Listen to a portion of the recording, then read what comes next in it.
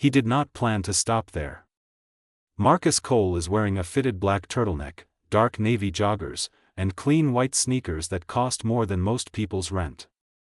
His watch is off. His security detail is parked 2 blocks away because he told them to be. Tonight, he does not want to be Marcus Cole. He just wants to be a guy buying something cold to drink after a brutal 12-hour day. The convenience store sits at the corner of a street that smells like rain and fried food. The neon sign above the door flickers. One letter is completely dead. The floor inside is that sticky kind of clean where someone mopped but the mop was already dirty. A small rotating fan hums near the register, moving warm air from one side of the room to the other. He grabs a bottle of water from the back, then stares at the snack aisle for longer than necessary. He genuinely does not know what he wants. That almost never happens to him. She is behind the counter. Zoe Park is wearing an oversized vintage band tee tucked halfway into high-waisted cargo pants. Her hair is up in a messy claw clip, 2 strands framing her face in that way that looks effortless but definitely is not. Her sneakers are battered Converse, one lace knotted twice because it keeps coming undone. She has a small silver hoop in her nose and tired eyes that still somehow look like they are always watching everything. She is watching him. He brings the water and a random pack of crackers to the counter. She scans them without looking up. "You good?" she says. "Yeah. You do not look good." He blinks. "Excuse me?" She looks up now, unbothered. "You stood in the snack aisle for like 4 minutes. That is a crisis." He stares at her. No one talks to him like this. Not his board. Not his ex. Not literally anyone. "I was deciding," he says. "Between crackers and nothing?" Bold options. She drops the change into his palm. Her fingers do not linger. She is already looking at the door behind him. He picks up his bag. He should leave. He always leaves.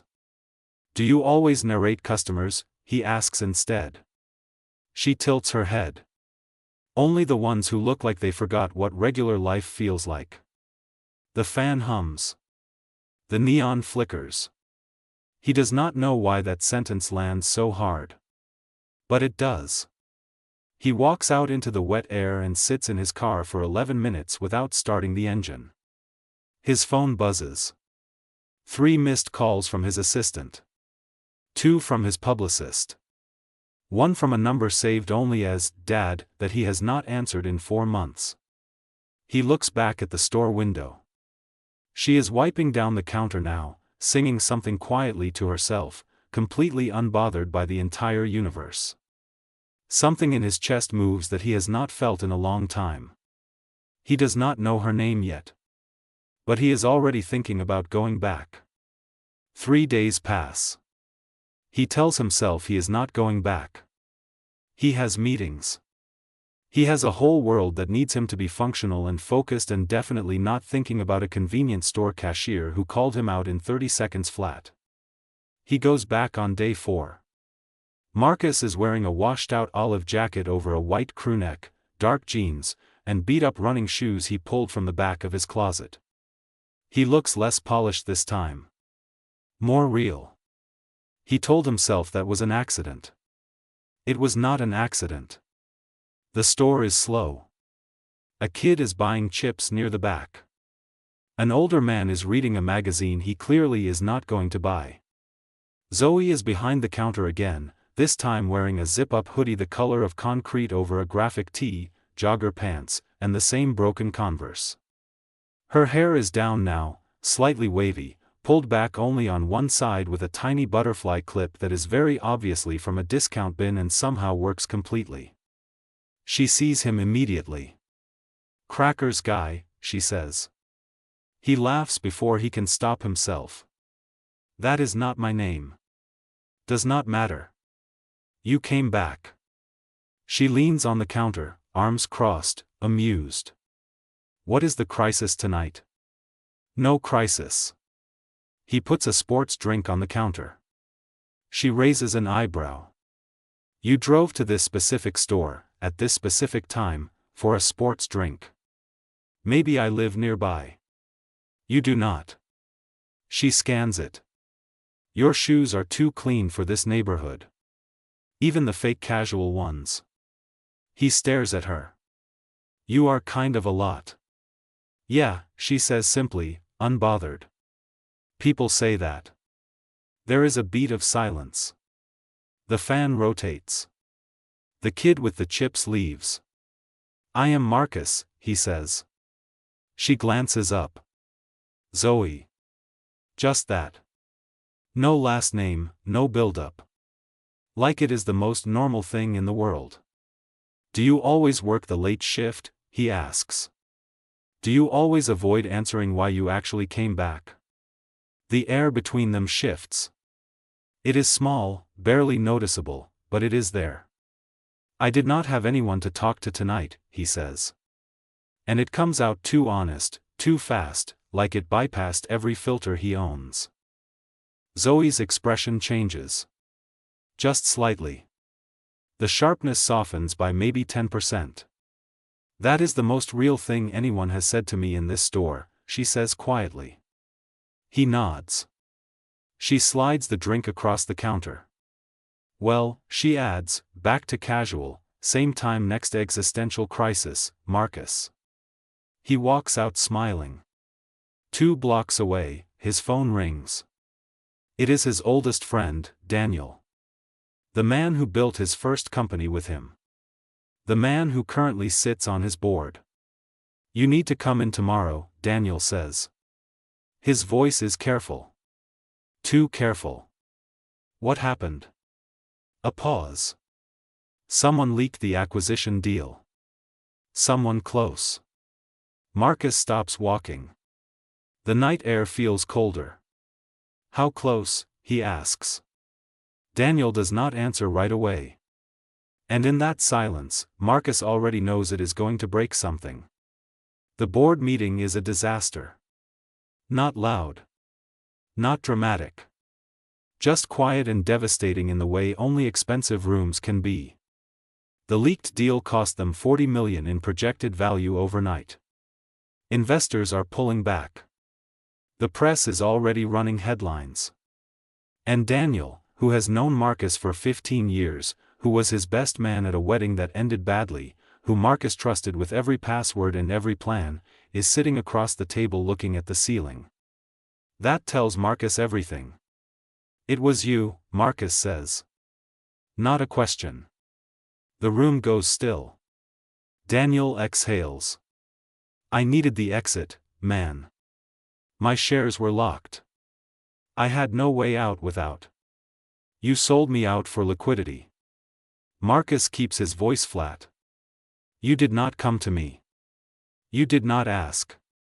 You went to the other side and handed them everything. You would have said no. That is correct. I would have said no. Marcus stands. And that was my right. He leaves. No scene, no raised voice. That is what people never understand about real power. It does not need to be loud. Outside, the city is gray and sharp. He is wearing a full charcoal suit today, no tie, collar open, the kind of look that means the morning started with intention and got wrecked somewhere in the middle. He sits on a bench outside his own building like a person who does not own it. He pulls out his phone. He almost calls his PR team. He almost calls his lawyer. Instead, he types a message to a number he saved 3 days ago as Z, convenience store. He types, bad day. Not looking for advice. Just saying it out loud. 3 minutes pass. She replies, noted. You know where to find me. That is it. No emoji, no exclamation point. Just that. He shows up at 9:47 p.m. Zoe is wearing a rust-colored oversized flannel over a black-ribbed tank, ripped straight-leg jeans, and chunky white sneakers. Her hair is in 2 low buns, and she has a small smudge of ink on her wrist like she was writing something before her shift and never washed it off. The store is empty. She does not say anything when he walks in. Just nods toward the corner where a small stool sits near the magazine rack. He sits. She keeps working. After a long moment he says, "My best friend sold information about my company to a competitor. 15 years. Gone." She does not gasp. She does not say, "Oh my God." She just pauses what she is doing and looks at him. "Did you see it coming?" she asks. "No." "Did part of you kind of see it coming?" A long silence. "Yeah," he says. "Maybe." She nods slowly. "Those are always the worst ones. When you already knew but you chose trust anyway." He looks at her. "How old are you?" 24. "Why? You talk like someone who has been through it." She glances away. The fan hums. Something passes across her face, quick and shuttered, like a door closing before you can see inside.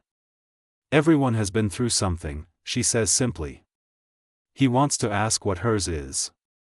He does not. Not yet. But as he stands to leave, she says quietly, almost to herself, "Be careful who you rebuild with, Marcus. That part matters more than the fall." He stops at the door. The neon sign flickers behind him. He does not know yet that in 48 hours, Zoe Park's name is going to appear in the same leaked documents that just blew up his company. And nothing is going to make sense after that. His lawyer sends the file at 6 a.m. Marcus reads it twice standing in his kitchen, coffee going cold in his hand. His penthouse is all clean lines and floor-to-ceiling glass, morning light cutting across polished concrete floors. He is in gray sweatpants and a faded college tee, no shoes, looking like someone who has not slept and is not planning to. The file shows that Zoe Park is not just a cashier. She is the younger sister of the CFO of the competing firm. The one that bought the leaked deal. She has a business degree. She has a LinkedIn that has been inactive for 8 months, right around the time she started working the late shift at that specific store, 2 blocks from his building. It looks deliberate. It looks planted. It looks like a setup. He drives there at 7 p.m. with cold fury and no plan. Zoe is outside on her break, sitting on the curb, wearing a camel-colored knit sweater, straight dark jeans, and white slip-on sneakers. Her hair is fully down, and she is holding a cup of instant noodles like it is the best thing she has eaten all day. She looks up and sees his face and immediately sets the cup down. "You found out," she says. "Is that all you have?" She stands. "Marcus, let me explain. Your brother runs Ventex Capital. Ventex just bought the deal that Daniel leaked. You have been in that store for 8 months. Right next to my building." His voice is controlled and devastating. "Was any of it real?" She does not flinch. But her jaw tightens. "My brother asked me to get close to you," she says. 8 months ago. That is true. So the conversations were. I never reported anything. Not once. She steps closer. Her eyes are direct, no performance in them. I told him I quit 2 weeks after I met you. I kept the job because I needed the money, not because of him. I kept talking to you because I wanted to. Why should I believe that? You should not, she says. Not automatically. But ask yourself, Marcus. Did I ever ask you anything about your company? Your deals? Your plans? A beat. I asked you if you were okay. I asked you what you actually wanted. No one does that to extract information. They do it because they care. He stares at her.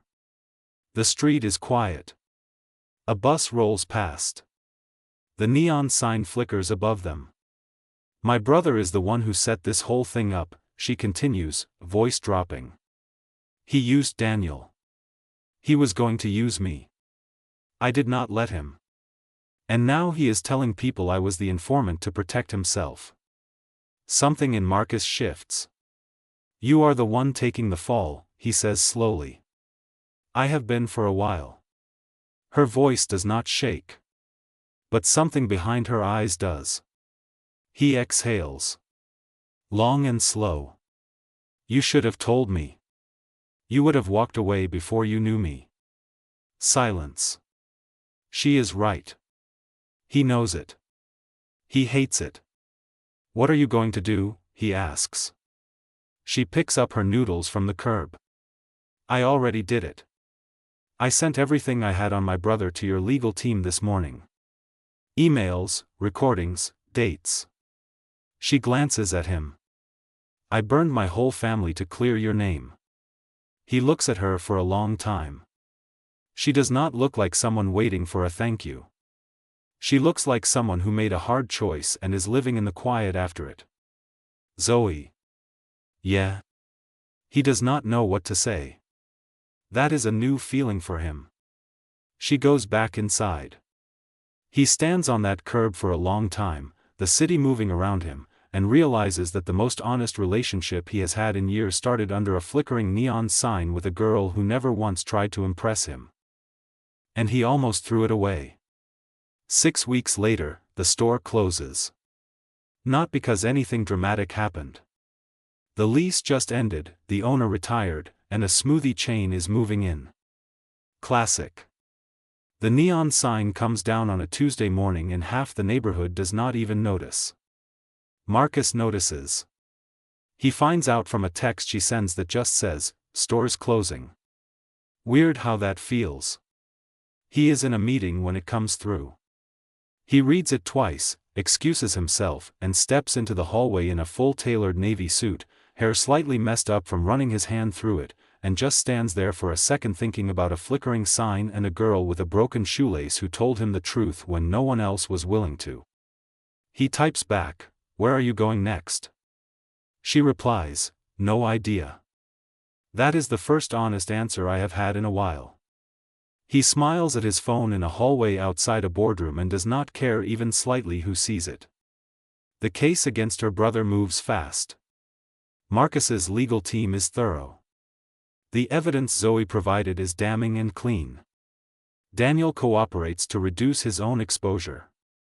By the end of the second week, the story in the press shifts from CEO cover-up to internal sabotage exposed. Ventex Capital pulls back.